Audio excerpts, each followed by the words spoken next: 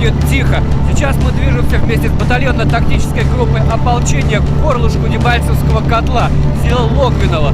Ополчение уже не раз заявляло, что будет пресекать любые попытки прорыва украинцев из окружения. Вот эта группа идет на усиление группировки, которая сосредоточена в Логвиново.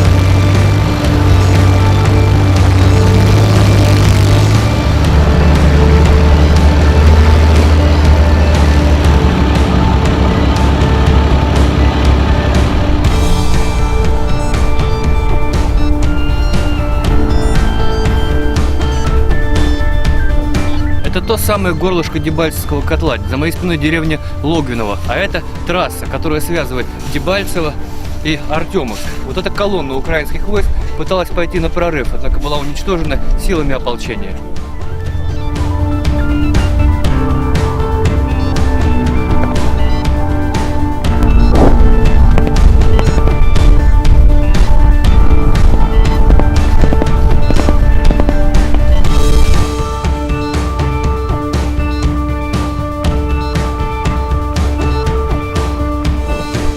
Это работают наши были.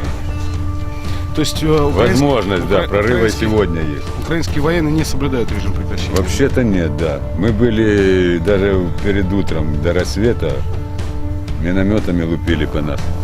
Откуда? Со стороны украинской, со стороны. Ну, населенный пункт. Новогригорьевка, Волченкова. Малая Лозоватка есть там впереди.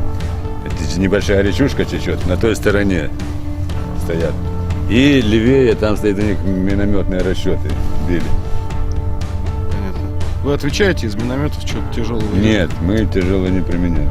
То есть отстреливаетесь? Ну так? просто, да, пулемет работает, противотанковое ружье, если танк, видимо, выдвигается техника. Все. Ну, до вас довели приказ, что с часу ночи... Да, нам доведено, что не применять, не стрелять вот с тяжелого вооружения.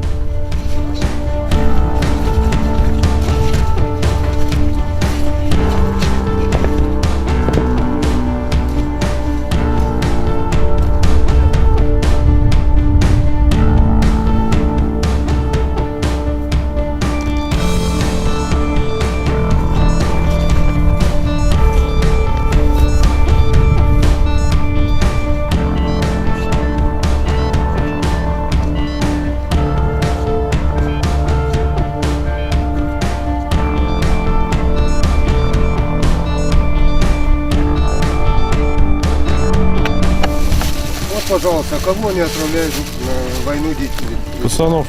Это вообще пацаны, они меня в мухи годятся, они их отправляют. Кого, куда? Денег достал? Зачем? На убийство.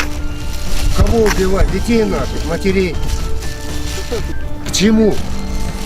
Куда смотрят эти Порошенко и всякая, так говорит?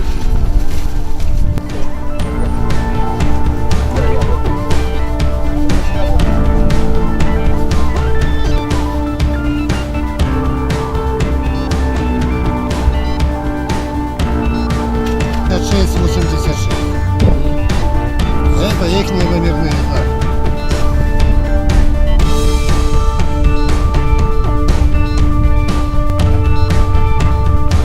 Сюда только подъезжает техника, где-то здесь у них наводчики стоят и корректировщики.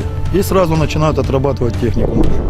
Можете посмотреть, там сколько нашей техники попали. Ребята только подъезжают, там выгружаются, продукты привозят, там, воду, теплые вещи и сразу и попадают. Заметно, что у них боеприпасы становятся. Не чувствуешь? Да я бы не сказал, потому что хорошо ложат. Если бы у них, по словам, как говорили, дней 5 уже должно было закончиться БК. Ну, да. А у них еще есть и есть. Как говорится, долбят и долбят.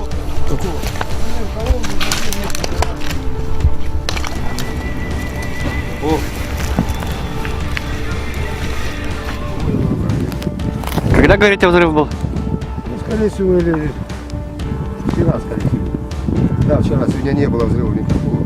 Вчера, скорее всего, вчера. Вчера так же самое упала точка У на наше расположение, где мы находимся возле этого самого подвала. Находимся в подвале. Где-то метров 800-900 от нас упала вот эта штука, точка.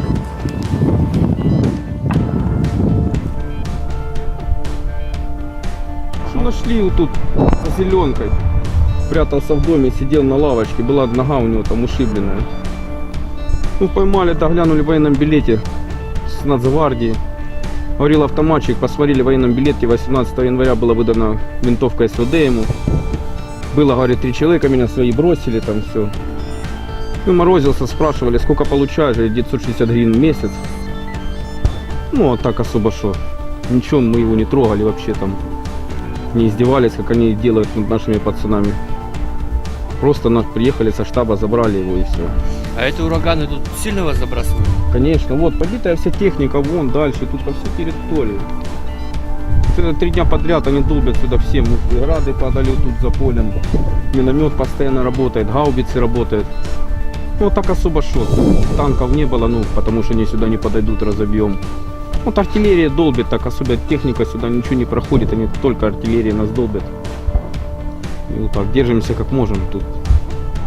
А что делать? Пришли на нашу землю, нам выбора нет. Попытки были прорывы из Дебальцева? Да ну так особо не было. Пытались, но не получилось ничего. Вот так особо шел. Вот это особенно вот постоянно вот это по всей территории вот так, что есть, вот они отстреливаются вот этой фигней, нас долбят.